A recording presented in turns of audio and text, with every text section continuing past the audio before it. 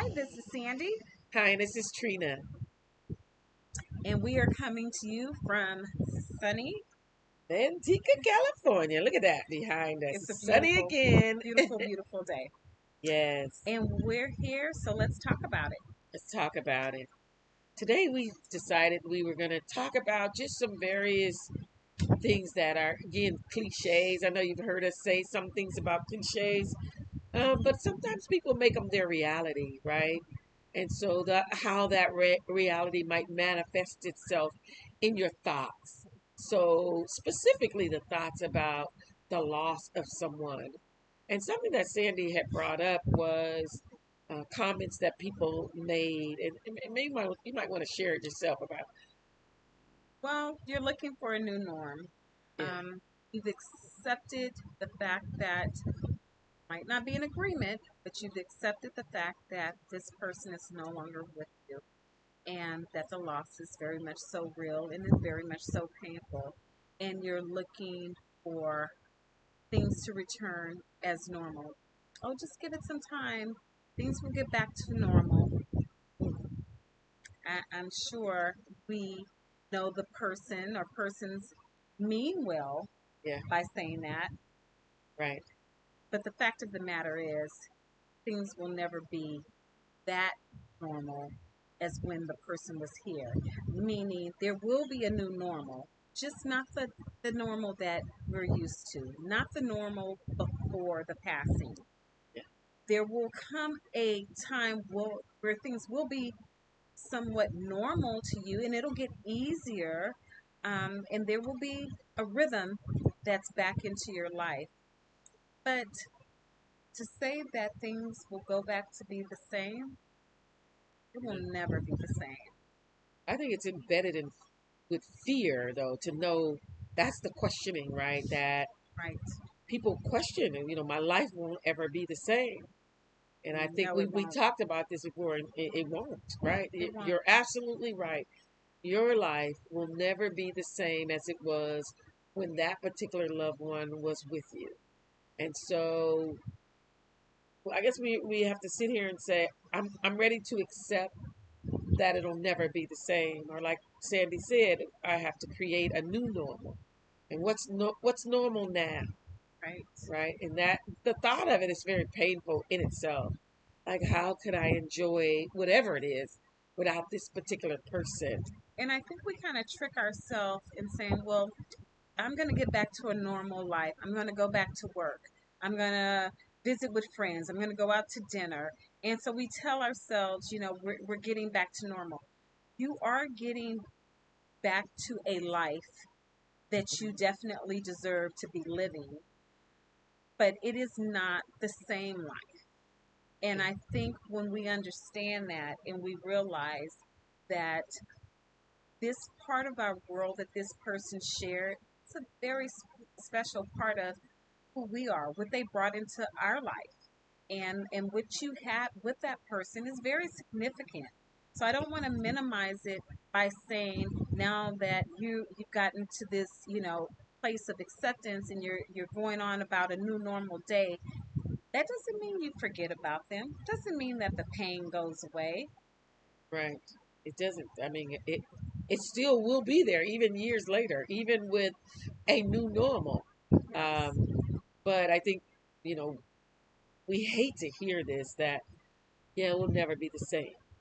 Not the same as it was then. And we can talk. We have talked about how people experience shifts, and so the loss of someone, would it would help uh, exacerbate a shift. Right. And we talk often about seasons, right? Like what season you might be in, and oftentimes it is a low season when you're having grief or you're experiencing grief. And so one of the things that we might recommend is self-care. Yes. Just make sure that you care for yourself. Right. You know, there's a part of me that wants to always say, just keep moving.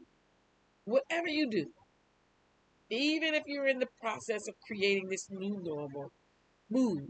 You gotta move. You gotta keep moving and move into spaces that are unfamiliar, move back into spaces that are familiar, and eventually, you'll just find a new way to move.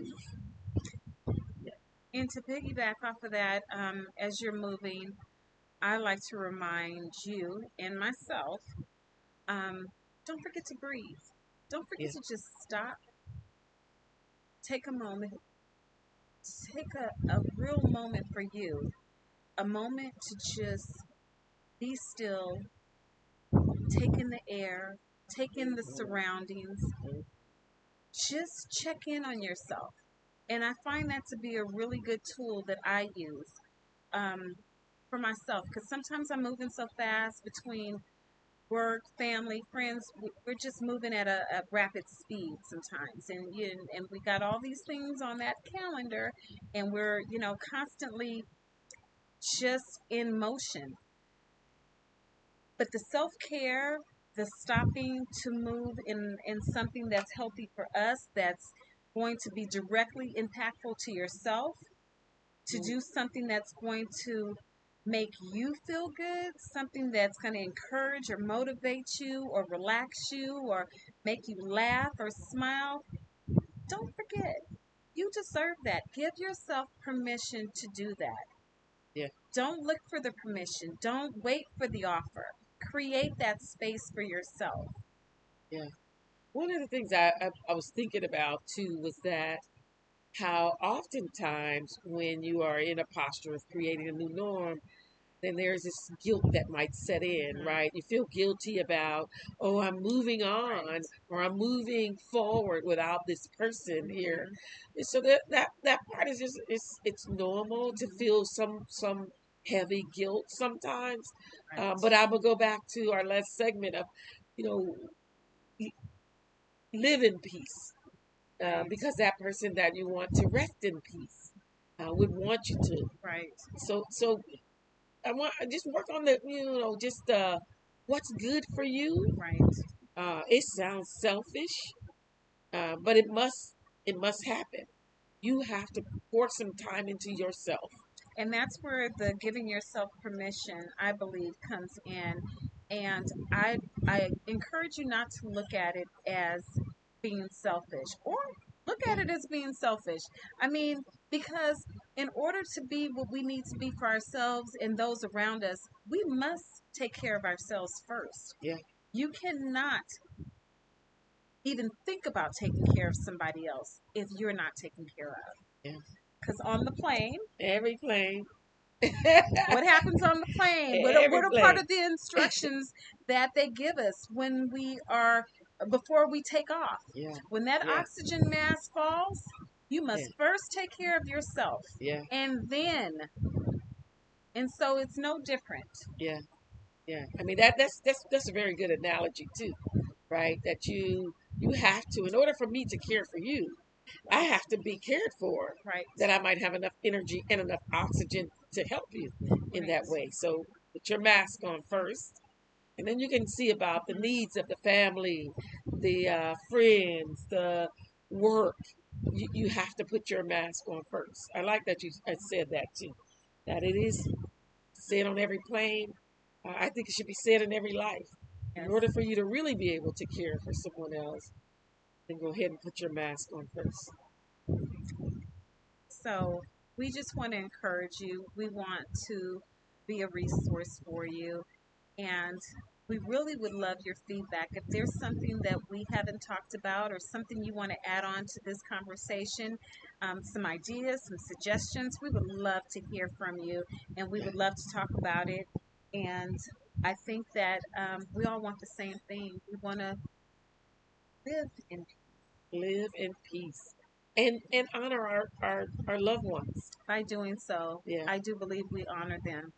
Yeah. By taking care of ourselves, by doing the things that you know that they would tell us to do. If they were sitting right beside you and they seen you in the state, whatever state that is, they would want you to be the best version of yourself. And we know that takes time and that looks different for everyone. This Yeah. is just a friendly reminder to take care of yourself. Yeah. Yeah. And keep moving. Keep moving. Yeah. Don't forget to visit Your lighthouse. It'll help you find your way out of the dark. Until next time, friends. See you, friends.